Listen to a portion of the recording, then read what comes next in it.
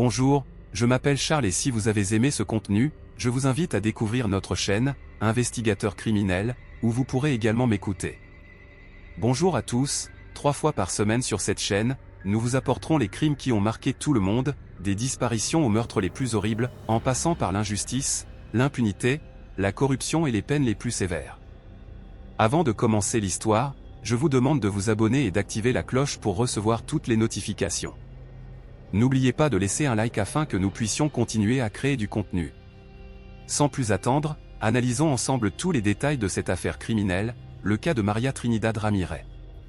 Au début des années 70 à Puebla, María Trinidad est sortie de l'anonymat pour être connue dans les médias mexicains, notamment dans la presse écrite.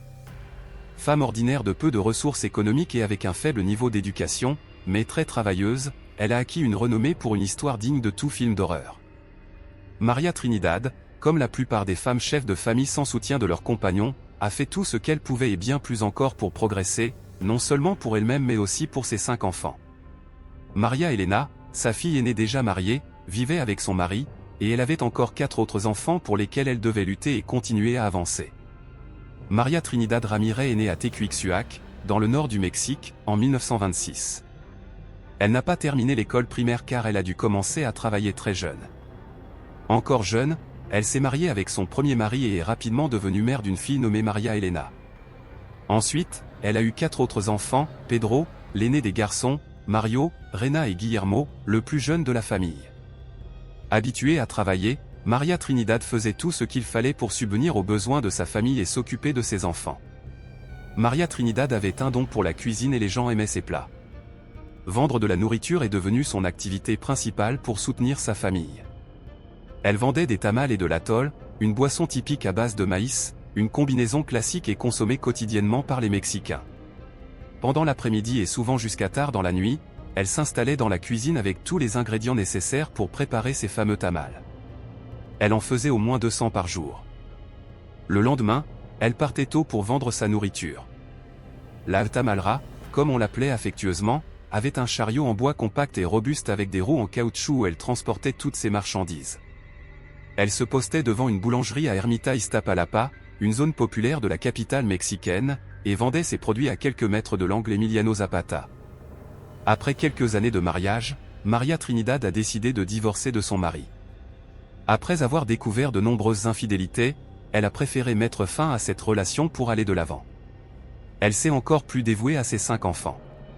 Elle avait l'habitude d'emmener les enfants se faire couper les cheveux dans un salon de coiffure près de l'endroit où elle installait son stand de tamales. C'est là qu'elle a rencontré Pablo Díaz Ramírez, le propriétaire du salon. Un jour, le coiffeur a demandé à María Trinidad si elle connaissait quelqu'un pour laver les vêtements utilisés dans le salon, ainsi que les uniformes. Sans hésitation, elle a proposé de faire le travail et a donné son adresse à Pablo pour qu'il apporte tout ce qu'il voulait faire laver. 2 mois passèrent avant que Pablo se décide enfin à apporter son linge chez María Trinidad pour qu'elle le lave peu à peu. Leur relation professionnelle se transforma rapidement en amitié. María Trinidad continua à laver et à repasser les vêtements de Pablo. Nous sommes en 1968 et, après plusieurs mois d'amitié, Pablo tenta de la séduire, bien qu'il ne soit pas le seul intéressé. María Trinidad, âgée de 42 ans, était également courtisée par Jesús Ávila Núñez, un voisin. Pour gagner son cœur, Jesús achetait en grande quantité les tamales de María. Un jour, Jesús osa lui demander sa main, mais María Trinidad, amoureuse de Pablo, fut honnête avec lui et lui avoua qu'elle préférait le coiffeur. Jesús accepta sa décision. Le passé sombre de Pablo surprit María. Elle et ses 4 enfants déménagèrent chez Pablo. Tout allait bien au début, avec María vendant ses tamales et atoll, et Pablo travaillant comme coiffeur. Mais peu à peu, Pablo réduisit ses heures de travail, passant de plus en plus de temps à la maison, allongé sur le canapé. María Trinidad continua de travailler dur pour subvenir aux besoins de la famille, tandis que Pablo contrôlait l'argent des ventes, ne laissant à María que le strict nécessaire pour les dépenses quotidiennes. Pablo, qui avait 50 ans à l'époque, avait un passé criminel sous divers pseudonymes. En 1937, il avait été emprisonné pour avoir blessé un homme, et en 1943, il retourna en prison pour viol et agression. Après avoir échoué à entrer dans la police en raison de son casier judiciaire, il adopta de faux noms pour échapper à la loi. Il se vanta même d'avoir été incarcéré à 3 reprises dans le fameux palais noir de Le Quimbery. Malgré ses activités illégales, Pablo aimait la boxe et la lutte, utilisant ses passions pour se mêler au monde des paris tout en travaillant comme coiffeur. L'illusion d'une vie de famille s'estompa. Pablo devint narcissique et abusif, obligeant Maria à travailler davantage tout en restant oisif. Il maltraitait aussi les enfants, ajoutant à la misère familiale. Maria Trinidad supportait en silence cette vie difficile, tentant de protéger ses enfants des abus de Pablo. Le 17 juillet 1971, une nuit tragique bouleversa leur vie. Maria Trinidad préparait des tamales pour le lendemain, tandis que Pablo rentra ivre de l'Arena Coliseo. Furieux à cause du bruit des enfants, il se déchaîna contre eux. Mario, 10 ans, et Guillermo, 6 ans, furent violemment battus. Maria, impuissante, ressentit chaque coup comme si elle les recevait elle-même. Après cette nuit de violence, Pablo annonça à Maria qu'il voulait se séparer d'elle, la menaçant de continuer à battre les enfants si elle ne partait pas. Maria Trinidad continuait à préparer de la nourriture pour la vendre le lendemain. Elle travaillait jusqu'à après 22h30, tandis que Pablo regardait la télévision, allongé sur le canapé en chemise et caleçon. Soudain, Maria Trinidad se rappela de la terrible raclée. Les marques et les bleus que Pablo avait laissés sur ses enfants lui revinrent en mémoire. Elle pensait aux dettes et aux doutes concernant la fidélité de Pablo, ressentant à nouveau de la colère et de la douleur. Elle ne supportait plus les mauvais traitements, mais la situation ne pouvait pas continuer ainsi. Elle observa Pablo un moment, qui hochait la tête devant la télévision, puis aperçut une batte de baseball. Elle prit une impulsion nécessaire, attrapa la batte et se prépara à frapper avec toute sa force. Après s'être assurée que Pablo dormait paisiblement, elle s'approcha silencieusement, aveuglée par la haine et le ressentiment accumulé après 3 ans de maltraitance. Elle frappa une première fois à la tête. Dans son esprit, tous les épisodes terribles de l'abus défilaient comme un film d'horreur.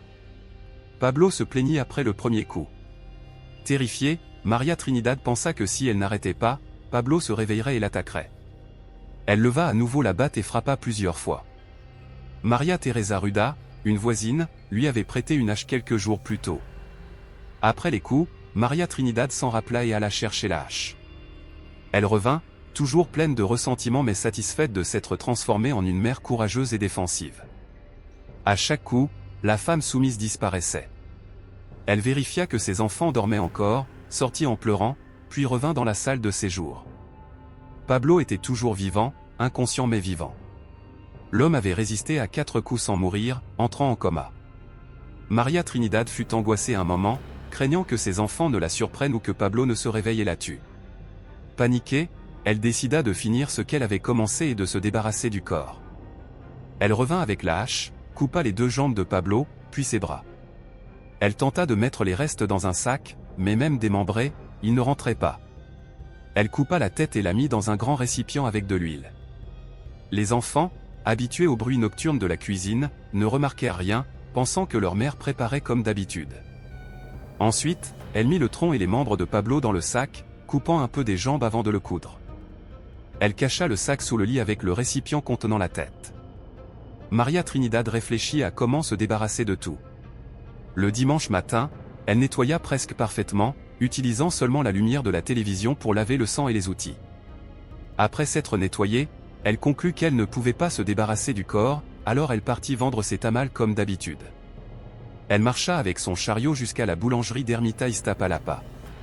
Toute la journée, les pensées des horreurs de la nuit précédente la hantaient. Elle craignait que ses enfants découvrent ce qui était sous le lit.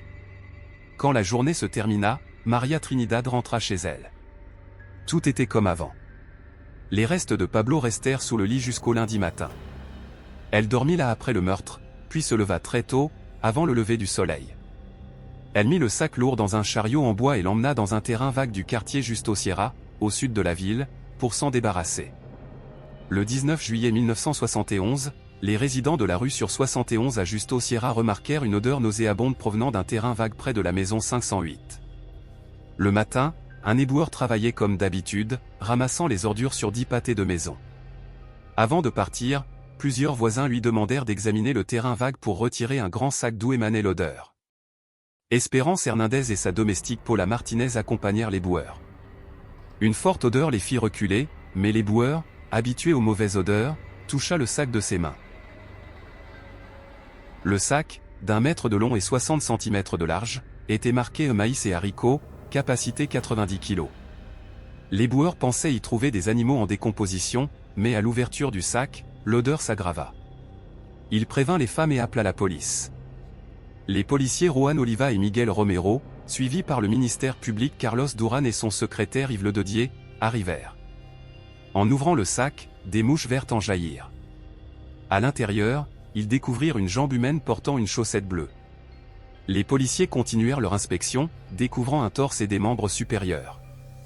Les restes furent transportés à la morgue. Identifiés grâce aux empreintes digitales, ils appartenaient à Pablo Diaz Ramirez, 53 ans. Les agents se rendirent au dernier domicile connu de Pablo, où ils trouvèrent Maria Trinidad et ses enfants. Confrontée par les agents du service secret, elle répondit sèchement. Lorsqu'on lui a demandé où se trouvait Maria Trinidad, elle a répondu affirmativement. Les policiers ont observé chaque réaction de cette femme de 45 ans, à la peau brune et aux longues tresses épaisses, avec l'apparence d'une indigène otomie. Sa voix était coupante, sèche mais nerveuse. Elle a expliqué qu'elle ne savait pas, car elle était partie travailler depuis samedi et qu'à son retour, Maria Trinidad n'était pas là. Les agents ont continué à lui poser des questions pour savoir si elle avait une idée de l'endroit où elle pouvait se trouver, mais elle a répondu qu'elle ne savait rien. Elle a ajouté que Maria Trinidad restait souvent loin de la maison pendant plusieurs jours, mais qu'elle revenait toujours bientôt. Les policiers se regardèrent, incertains de comment annoncer la triste nouvelle à Maria Trinidad, et comment elle pourrait réagir. Mais en observant la rigidité et la froideur de la femme, ils décidèrent qu'elle était en mesure de supporter la nouvelle. Ils lui annoncèrent alors que son mari était mort. Maria Trinidad n'a montré aucune réaction visible. Elle n'a pas dit un mot, n'a pas vacillé, a fermé les yeux et les lèvres. Sa bouche tremblait légèrement, mais la police s'attendait à ce qu'elle éclate en sanglots, devienne émotive ou hystérique, mais au contraire, elle est restée impassible et indifférente, et ses yeux se sont soudainement illuminés. Plus tard, un agent a affirmé avoir eu l'impression de quelque chose de maléfique reflétant une rancœur ancienne. Sentant qu'elle savait déjà ce qui s'était passé, l'agent Bandera lui a demandé de les accompagner au poste de police. Maria Trinidad est restée silencieuse et n'a posé aucune question aux enquêteurs, demandant seulement la permission de mettre un pull car le vent commençait à souffler. Elle a dit au revoir nerveusement à sa fille de 10 ans qui lisait une histoire au lit et a éteint la radio annonçant la fin de la telenovela. La fille avait peur d'entendre parler de la mort de son beau-père et était inquiète de voir sa mère emmenée au poste de police. Au bureau du commandant Godinet, où elle fut interrogée, on lui demanda si son mari avait des ennemis. Sans hésiter, elle répondit affirmativement, ajoutant que ces dernières semaines, elle l'avait vu assez nerveux à 3 reprises, disant qu'il avait été menacé après avoir été arrêté pour vente de marijuana. Les policiers lui demandèrent alors si elle connaissait les noms de ces hommes. Elle répondit qu'elle ne savait pas, mais qu'ils avaient l'habitude de l'appeler à l'arène Coliseo pendant les combats de lutte, car Pablo aimait beaucoup ça. Après un moment de questions et réponses, les policiers confrontèrent directement Maria Trinidad en lui demandant si elle se disputait souvent avec lui. Elle resta silencieuse quelques instants, réfléchissant à ce qu'elle allait dire, et répondit sincèrement avec une voix chargée d'émotion. Elle expliqua à la police que oui, Pablo était son deuxième mari et qu'elle s'était séparée du premier car il la trompait avec d'autres femmes, même chez elle. En continuant à raconter son histoire, elle expliqua à la police qu'elle avait rencontré Pablo dans son salon de coiffure et décrivit en détail comment ils s'étaient connus et comment leur relation avait évolué jusqu'à ce qu'ils emménagent ensemble. L'un des hommes l'interrogea pour savoir si Pablo avait accepté ses enfants, et elle répondit sans hésiter que oui. Jusqu'à ce moment, les agents étaient plus intéressés par obtenir le plus d'informations possible sur Pablo, soupçonnant qu'il avait été assassiné pour des raisons sentimentales, et ils étaient déterminés à éclaircir toute la situation. Maria Trinidad fut très brève en répondant à la question sur leurs fréquentes disputes, c'est pourquoi l'un des policiers demanda si elle se disputait souvent avec son compagnon. La femme devint beaucoup plus nerveuse et répondit que oui, ils se disputaient souvent. Elle expliqua aux enquêteurs que Pablo n'aimait pas ses enfants, les battait pour n'importe quoi, utilisant ce qu'il trouvait à portée de main pour les blesser. Elle leur raconta aussi qu'au cours de leur dernière dispute, le samedi 17 juillet, Pablo lui avait dit qu'il allait la quitter pour une autre femme. En continuant son récit, elle affirma que toute cette situation l'avait rendue très en colère, surtout parce que l'homme ne travaillait pratiquement pas, passait ses journées à ne rien faire, et utilisait tout l'argent qu'elle gagnait en vendant des tamales, ne laissant qu'une petite somme pour les dépenses domestiques et les ingrédients pour les tamales. Elle continua en parlant des soirées de fête de Pablo à l'arène Coliseo pour assister aux combats de boxe, mais lorsqu'il était à la maison, il battait les enfants et la maltraitait également. Le policier vit l'opportunité de la faire avouer et lui demanda si c'est pour cela qu'elle avait tué Pablo. Elle hésita une seconde, resta silencieuse, mais finit par s'effondrer, regarda les agents et répondit que oui, elle l'avait tué pour cela et qu'il le méritait. Lorsqu'on lui demanda de raconter comment tout s'était passé, elle devint plus calme, moins tendue, et commença à relater tout ce qui s'était passé depuis le samedi 17 juillet jusqu'au lundi 19, lorsqu'elle ouvrit la porte de sa maison car c'était la police qui frappait. Par moments, elle resta silencieuse, pleura, prononça des mots de regret, mais continua de raconter ou de répondre aux questions des enquêteurs. Pendant l'interrogatoire, les enquêteurs soupçonnèrent que Pablo avait tenté de commettre des actes obscènes envers la plus jeune des filles de María Trinidad, âgée de 10 ans. Démembrer le corps d'un homme et le faire disparaître sans que personne ne le remarque n'était pas une tâche facile, ce qui poussa les enquêteurs à croire que María Trinidad avait au moins un complice. Ils orientèrent alors leurs recherches vers Pedro Martinez, le fils aîné de María, âgé de 17 ans à l'époque, et son gendre Mario Reséndiz Pacheco, marié à María Elena. María Trinidad nia cette théorie, affirmant qu'elle avait agi seule tout au long. Cependant, les policiers arrêtèrent Pedro et Mario, appliquant toutes les techniques possibles pour leur faire avouer leur participation, sans obtenir de confession. Les trois maintinrent toujours qu'elle avait agi seule. Dans la maison de María Trinidad, la police trouva une scie, plusieurs couteaux, un bâton et une hache. Pedro avait longtemps travaillé dans une boucherie, ce qui renforçait la conviction des policiers qu'il avait pu aider sa mère à démembrer le beau-père. Cependant, Pedro assura aux policiers qu'il avait découvert ce qui s'était passé le lundi 19, lorsque sa sœur María Elena le lui avait raconté, expliquant que leur mère avait été arrêtée pour cela. D'autre part, Mario insista auprès de la police qu'il avait un alibi prouvant qu'il était loin de la maison de son ami. La belle-mère au moment des faits et le peuple ont de nouveau soulevé des questions. María Trinidad a confirmé que personne d'autre n'était responsable du crime. Elle a affirmé avoir planifié et exécuté le meurtre toute seule, sans aucune aide. Compte tenu de cette déclaration, des conclusions du légiste et de l'absence de preuves, les autorités ont été obligées de libérer Mario et Pedro. Ce même lundi 19 juillet, une commission a été nommée pour effectuer une inspection visuelle de la maison du couple. Ils ont collecté toutes les preuves d'intérêt criminologique, y compris tout ce que María Trinidad aurait utilisé pour le crime. Les enquêteurs ont trouvé la tête de Pablo dans une boîte d'huile sous son lit. Le légiste a conclu qu'elle avait agi seule pendant que l'homme saignait à mort en se faisant couper les membres, un processus qui aurait pris beaucoup de temps si une seule personne l'avait fait.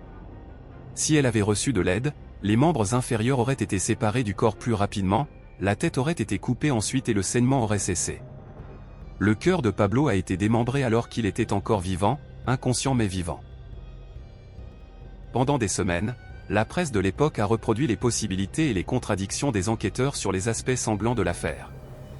Un an après le terrible événement de juillet 1972, María Trinidad était toujours en prison. Le procureur a demandé une peine de 20 à 40 ans pour la femme en raison des circonstances aggravantes de trahison et de cruauté. Elle a été condamnée pour homicide qualifié, inhumation clandestine et profanation de cadavres. María Trinidad a exprimé des regrets, affirmant qu'elle avait tué son mari à cause des abus qu'il infligeait à ses enfants. Elle a déclaré qu'elle voulait le tuer mais ne savait pas quoi faire du corps et, par peur, l'a démembré pour se débarrasser des restes et disparaître pour ne pas être capturée. Après avoir étudié le dossier, le juge l'a condamnée à 40 ans de prison. Elle a purgé la première partie de sa peine au centre de détention pour femmes de Tepexpan, à Xochimilco, puis a été transférée à Santa Marta à Catitla. María Trinidad n'a jamais changé sa version des faits. Après avoir purgé la durée légale de sa peine, elle a été libérée après 20 ans de prison. Elle est allée directement à la basilique de Guadalupe puis à Tecuscuic, sa ville natale, où ses proches l'ont soutenue pour passer le reste de sa vie. 4 ans plus tard, elle est décédée. La légende raconte que la femme a utilisé des morceaux de viande de son mari, les mélangeant avec d'autres ingrédients pour les tamales qu'elle a vendus le dimanche 18 et le lundi 19 juillet 1971. Cette théorie n'a jamais été confirmée. Il existe une histoire similaire concernant Emilia Basile, une meurtrière libanaise vivant en Argentine, qui en 1973 a étranglé, démembré et cuisiné un amant, utilisant prétendument la viande pour des empanadas qu'elle a servi dans son restaurant. En dépit des légendes entourant ces deux affaires, elles ont en commun que, comme de nombreuses femmes, les deux protagonistes ont souffert d'abus et d'humiliations pendant des années, jusqu'à ce qu'un jour elles en aient assez de la soumission et de la souffrance silencieuse.